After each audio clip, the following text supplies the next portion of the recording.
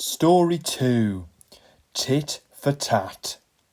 The engines were being cleaned and polished for the day. Bert, who was going out first, had a tall chimney in his funnel to draw up his fire. "We've got visitors today," said his driver. Rex yawned. "We have 'em every day," grunted Mike. "But these are special," said the driver.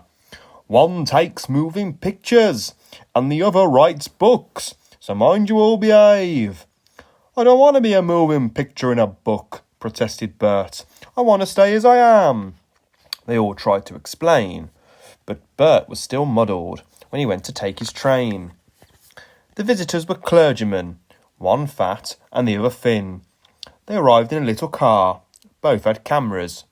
They shook hands with Bert's driver. "The small controller," he told them, "says you can ride with me in Bert's tender if you like." "Thank you," they said. "May we come later, please? Just now the sun is shining so nicely that we want to take photographs." Then they asked Bert his name and told him how smart he looked. These visitors, he thought, do at least know how to speak to engines. He puffed away, feeling happier. Whenever the line came near the road, level crossings, bridges and stations, there the two clergymen were, squinting into their cameras. Bert found this rather upsetting. "They might wave at an engine," he complained. "They can't wave and get good pictures," said his driver. But Bert didn't understand. He thought they were being unfriendly. "Poop, poop!" The little car shot past them once more, but Bert made no reply. "They'll be at the lane next." The lane is a side road. It runs for a short distance alongside the railway. There is no fence. It had rained hard in the night. There were puddles in the lane. The thin clergyman sat in the car. The fat one waited with his camera. He took his pictures, jumped in, and off they went, racing the train to the lane's end. Unluckily, just as they passed Bert, they went for a puddle. Sloosh! Muddy water splashed over Bert's boiler. "Ouch!" said Bert, but the clergyman didn't know. They were ahead and out of the car. Smiling, they waited for Bert to catch up. Bert wasn't smiling. "They did it on purpose," he snorted crossly. "They splashed me! They splashed me!" Bert hissed, rolling into the last station. "Pictures indeed," he grumbled, running around his train.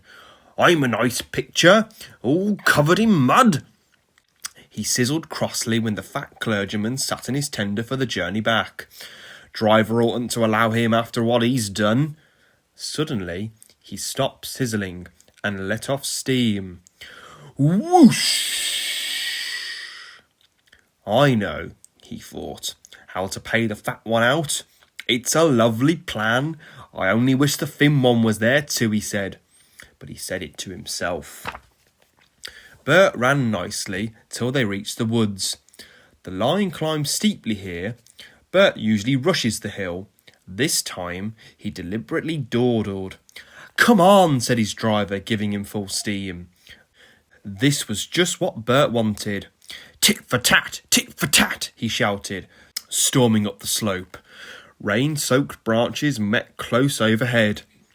Bert's blast, shooting straight up, shook them wildly. Showers of water fell on clergyman and driver. Their soaking did not stop until they topped the rise, and steam could be reduced for the downward run. The small controller soon found out what had happened. He sent Bert back to the shed. "You're a very naughty engine," he said sternly. "I won't have rudeness to visitors."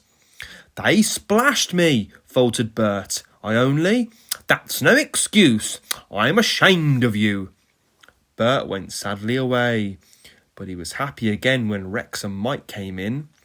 "Those visitors are nice," he told them. "They came and said sorry, and I said sorry too. Then they cleaned me like driver does. They know lots about engines," he went on. "The thin one's writing about me in a book. He promised he'd write about you too. Think of that."